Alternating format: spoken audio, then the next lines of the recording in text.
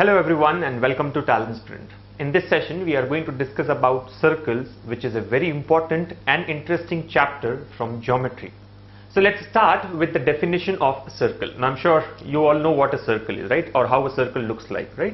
See, if you observe, circle is nothing but a collection of points, right? It is a collection of points and all these points are equidistant from a given point, which is known as the center of the circle, right? Let's say here the center of the circle is O. Now if I collect all the points which are equidistant from this point O and connect them, then what we get is a circle, and it looks like this, right? So a locus of all those points which are equidistant from a given point forms a circle. Alright, now we need not discuss about the area, perimeter, etc. here, because that's a part of mensuration which we have already covered in that topic. Here we'll be looking at various parts of a circle and the important properties of circle which are helpful in answering questions from this topic in various exams, especially in the SSC exams. Alright, so this is a circle with center O. Now you know that a circle has some radius, right? Radius is nothing but the distance from the center of the circle to the circumference, right? So here let's say the radius is r. It is generally denoted by small r, right? So distance from center of the circle to the circumference of the circle is called the radius, right? And this whole length is called diameter, right? Anyway, we'll look at diameter at later point. But so this is about a circle, right? A circle with center O and radius is r. Now this boundary here, as you all know, is known as circumference, right? What is the circumference? Circumference or the perimeter, right? It is 2 pi r, right? Circumference of a circle is equal to 2 pi r, where pi is a constant, right? 22/7. So 2 pi r gives you the circumference, where r is the radius. Now you know that diameter of a circle, right? Diameter of a circle is twice the radius. It can be taken as 2 times the radius, right? So if you want to take circumference in terms of diameter, you can take it as pi d, right? See, 2 pi r is the circumference. We know that 2 into r is the diameter, so this becomes pi into d. All right, and area of a circle. What is area of a circle? It is pi r square, right? Pi again is the constant there, r is the radius. So area of a circle is given as pi r square, or again, if this has to be taken in terms of diameter, we can take it as pi d square by 4, right? Because r is equal to d by 2, so d by 2 whole square, which gives you d square by 4. So area of a circle can be taken as pi r square or pi d square by 4. So these are the basic measurements there, right? The perimeter, or which is specifically called as circumference in this case of circle, and area, right? 2 pi r and pi r square respectively. Well, this is a part of mensuration, right? Here we are going to look at the geometry of circle, which means the various properties of circle. So that's the basic introduction. Now let us look at important parts of a circle, and then we'll look at various properties related to those parts, right?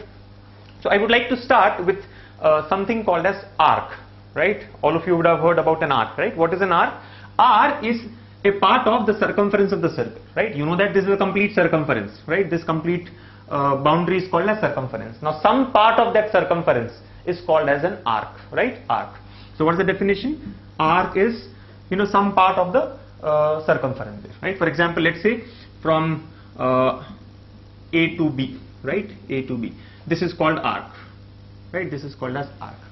Now always you'll have two arcs. One is a major arc, the other is a minor arc. Now if you look at this part, this is minor arc, right? The smaller one. And the other part, AB, right? AB can be seen in two different ways here. From A to B when you go clockwise, or from A to B when you go anti-clockwise. So what you see anti-clockwise here is the major arc. So this is called the major arc. Right? This is called the major arc, right? Minor arc and major arc, right? So arc, as you all know, is the part of circumference, some part of circumference. Now how do you measure the length of an arc? See, now that, like I said, there are two ways to look at it. You can either call it a minor arc or major arc based on what you are considering, right? So how do you measure the length of an arc? Whichever it is, whether it is minor or major, how do you get the length of it, right? So let's see how do you measure this length of an arc. See, it is very simple. Based on the concept of proportionality, you can find out the length of an arc. We know that the total angle in a circle, is 360 degrees, right? Now the complete circumference is with respect to 360 degrees. Are you able to follow? The circumference 2 pi r is for 360 degrees. So I can say if the angle is 360 degrees, you understand, you know, total angle is 360. Understand, any arc would make an angle theta at the center. Any arc will make an angle theta at the center. So if you look at this minor arc, let's say, when you try to connect A and B with the center of the circle, it makes an angle theta. The complete angle is 360, but the angle subtended by that arc at the center of the circle is theta. Now based on this proportionality between theta and 360, you can find out the length of the arc. So I can say the complete angle 360 degrees corresponds to 2 pi r, right? The complete angle in a circle 360 degrees gives you the circumference 2 pi r. But what we need to consider now, only this angle theta, right? If I take the complete angle, we get 2 pi r. So theta gives you what? Theta gives you what? This is nothing but the length of the arc. Now simply by cross multiplication, you get the required answer, right? So the length of the arc can be taken as, see, theta into 2 pi r divided by 360, or theta by 360 degrees into 2 pi r, right? So basically, this is how you measure the length of the arc. Alright. Now if you want to measure the length of minor arc, you can say theta by 360 into 2 pi r. If you want to measure the length of major arc, then what is this angle? See, the complete angle is 360.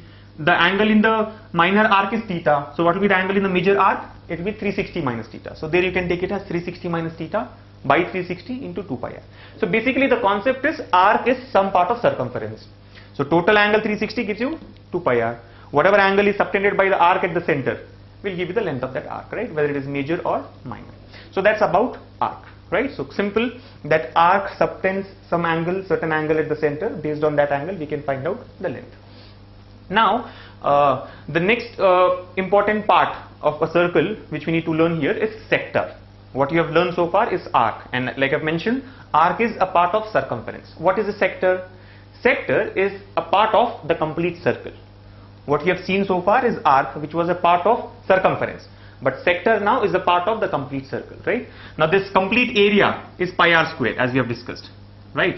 Complete area is pi r square. Now some part of that area which is enclosed between two radii is called as sector, right? For example, we can consider the same sector here, right? For example, this shaded region, what I'm shading now is the sector. It can be referred as a sector, right? Some sector of a circle. That's like a pi.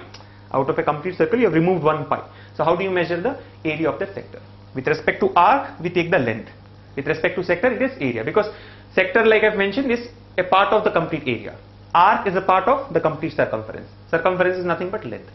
So sector, how do you measure the area of a sector, right? Area in a sector. How do you get area in a sector? See, same concept. With respect to the complete angle 360 degrees, for the total angle 360 degrees, the area of the circle is pi r square.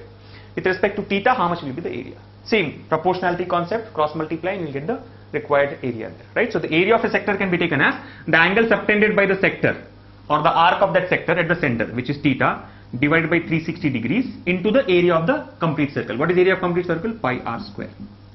Pi r square. So this is the area of a sector. Alright, so both are kind of related. An arc forms an angle, subtends an angle at the center, which gives you the length of the arc. When you take the complete portion there, right? This is radius. See, O2A is radius, O2B is also radius, right? This is radius, this also is radius. So the region between two radii is called sector. And how do you get the area of that sector? Angle subtended at the center, theta, divided by 360 degrees, the total angle, into the complete area pi r square. So these are some important parts of a circle, the arc and sector. Now there is one more component which is called as segment, right? What do you mean by segment? Segment of a circle. See, let's consider another arc, right? For example, let's say if I take xy, this portion x and y, right? Let's say it subtends an angle alpha here at the center, right? So you know that xy is an arc, right? Xy is an arc, and this shaded region will give you the sector, right? Sector xy. But we are now looking at segment. What is meant by segment? See, segment is the complete sector minus the triangle formed by the arc. See, x, y, o, x and y are the points on the arc, right? X and y are the 2 points of the arc. O is the center of the circle, right? So if you see x, o, y makes a triangle. Now from this complete sector, right? From the complete sector, when we subtract the triangle, what we get is known as segment. So this portion here, this shaded region here is known as segment, right? This is called segment. You understand? This is sector like we have seen, right? But segment is a part of the sector, right? Anyway, all these detailed definitions and explanations of all these terms is not required, but then some basic idea is always good, right? So segment is some part of the sector. What part of the sector? From the complete sector, if you subtract the triangle, what the remaining part you get there is called as sector, is called as segment, right? So if I have to measure the area of a segment, how do we get area of a segment? Area of the sector minus area of the triangle. Alright, area of the sector minus area of the triangle. Even in the first sector there is a segment, right? This is called segment. I didn't take it because it will become too clumsy there, but this is the segment, right? The shading that I'm doing now is called segment. However, let's take this segment so that it is easy to understand, easy to follow, right? So how do we get the area of the segment there? Area of the sector minus area of triangle. Alright, so for that segment, if I have to calculate the area, I can take it as area of sector minus area of the triangle. What triangle? XOY. Area of the triangle XOY. Now we all know how to measure the area of sector, right? Area of sector has the already taken here, theta by 360 into pi r square. So what is area of this sector? See, the angle subtended at the center has been taken as alpha. So alpha by 360 into pi r square. This is area of sector. Minus area of the triangle XOY. What is the area of the triangle XOY? See, if you go by sine rule, area of this triangle can be taken as half r square sine alpha. See, this is radius again, from O to X, O to Y. Any point, right? Any point on the circumference when connected to the center of the circle gives you the radius. So these are the radiuses there. The angle at the center is alpha. So area of a triangle, you know, can be taken as half r square sine alpha in this case. So minus half r square sine alpha. Anyway, like I said, all this formulae and all are not required, right? These are part of mensuration, so we need not worry about this. But then comes the properties, right? Various properties of triangles based on chord in a triangle, right? Chord, secants, tangents of a triangle. So mostly if you see that questions from geometry are based on chords and tangents, right? Not on area, sector, segments, etc. But then, like I said, having some basic idea about all these things is good, right? So we have learned the basic concept of a circle, right? The basic definition and some parts of circle. So the first one is arc. We have two portions there, major arc and minor arc, right? And the length of the arc is in proportion to the angle subtended at the center. Alright, it can be taken as theta by 360 into 2 pi r. Then there is something called as sector. Sector is the part of area of the circle, which again is proportional to the angle subtended at the center, right, by that arc.